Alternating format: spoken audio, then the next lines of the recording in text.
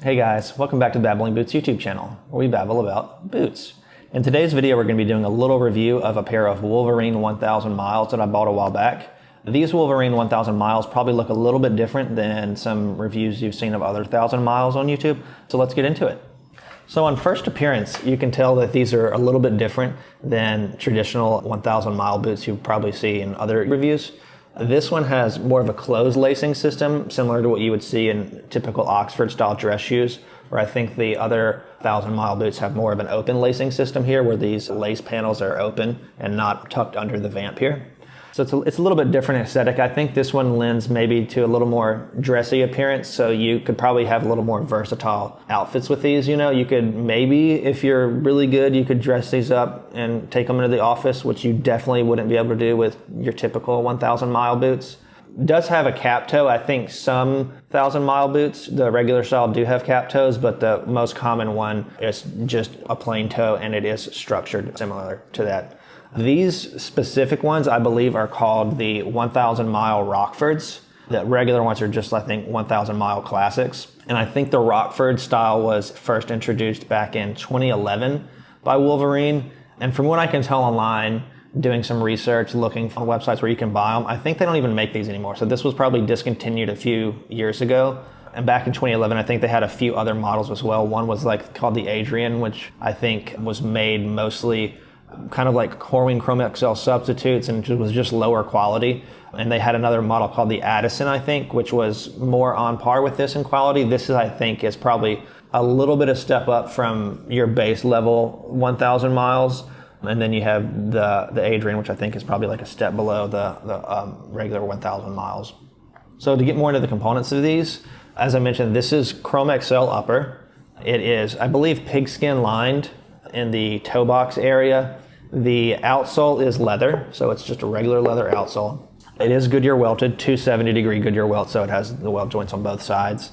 It is, the insole, I believe, is like a fiberboard material, which is just kind of like a wood or paper composite that's been pressed together, so it's not leather. And it does have a cork midsole, so it's got that going for it at least. And I believe the shank for this is fiberglass. I've seen different people say online that it doesn't have a shank. Some people say it does. From what I can tell, it does have a shank, and it's just a fiberglass shank. So it's not like, a steel shank or anything like that. It's probably on the cheaper side for a shank. Additionally, it does have 6. It has 6 eyelets and 2 speed hooks at the top. And these laces actually did not come with the boots. So these are, I think, some third-party laces I bought from Guarded Goods that I just put on here because I think it looks a little bit better than they kind of give you some flat wax laces that are pretty wide, almost like tennis shoe wide, and I just don't think they looked very good in that. So I put these in here. I might see if I can find some other laces to go in here, but I think that these look pretty nice. One thing I will say, aside from some of the internal components not being that high quality, and what I've seen from other 1000 miles online of pictures people have, this Chromexcel has actually aged and broken in very nicely. And I've put some wear into these.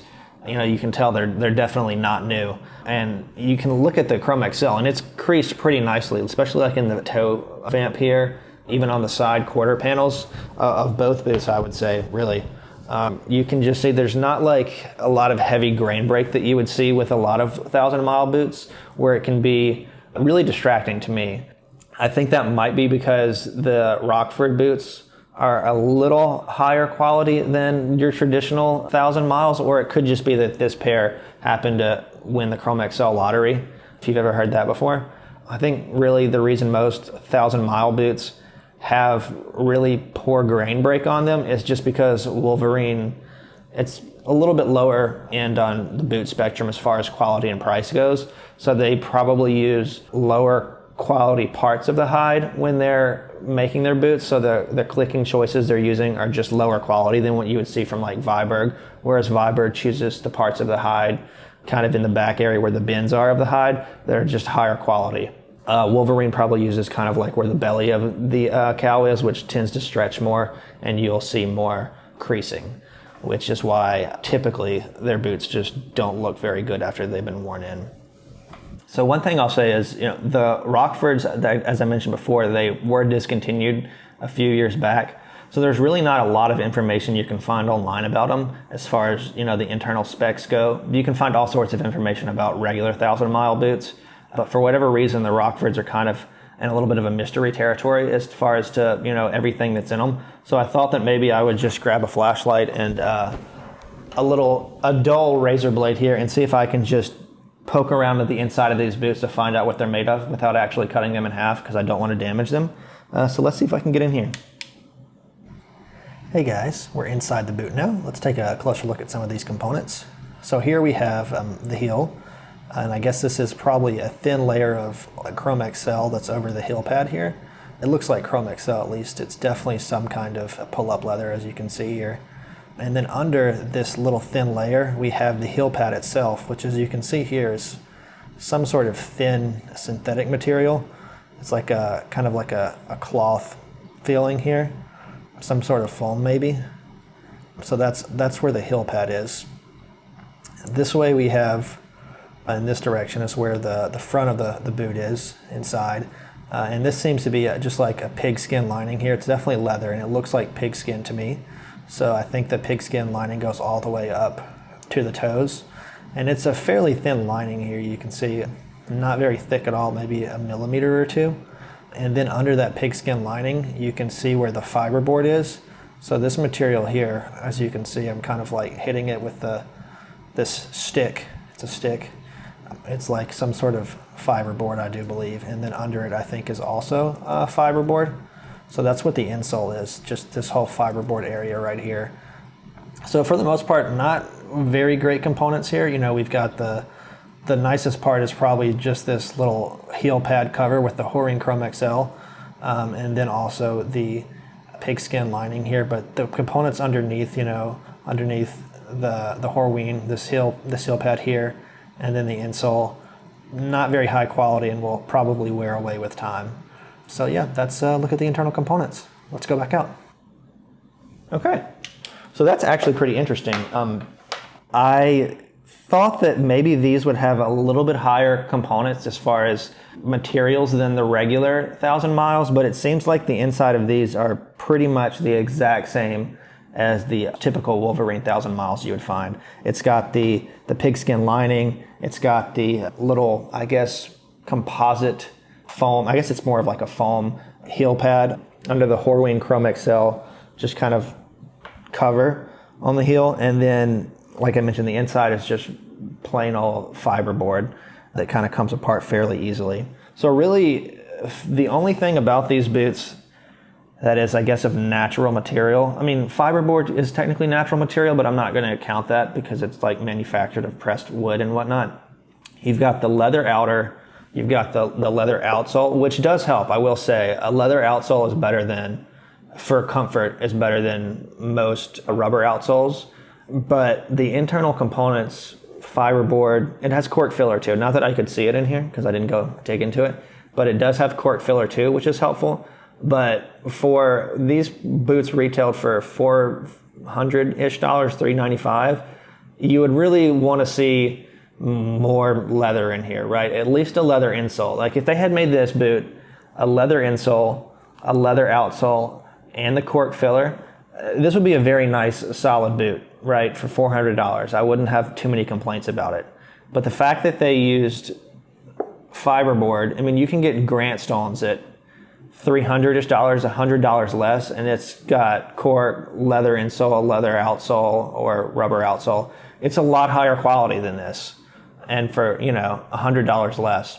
I think the main reason why I went with this, and I still do like it, is I just really like the silhouette of it. I like the closed-toed system here that looks more like an Oxford. I just think that's really cool and unique for a boot, and I just wish that the components were higher quality.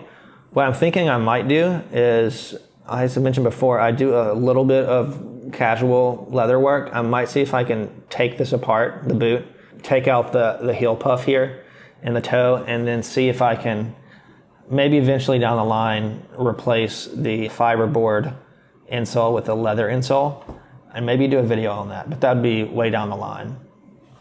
Another thing I want to touch on is kind of the heel counter here. I think it might be some sort of celastic material. It's been heat treated to give it this harder feeling. I know it's not leather because if you look on the inside of this boot, maybe I can get a picture of it. You can kind of see where the leather, I guess from foot coming in and out, has kind of worn away at the side of it, and the counter's kind of poking through a little bit. And I would imagine that, you know, years down the road, that's going to just only get worse, and eventually that heel counter will come through even more and just be really uncomfortable.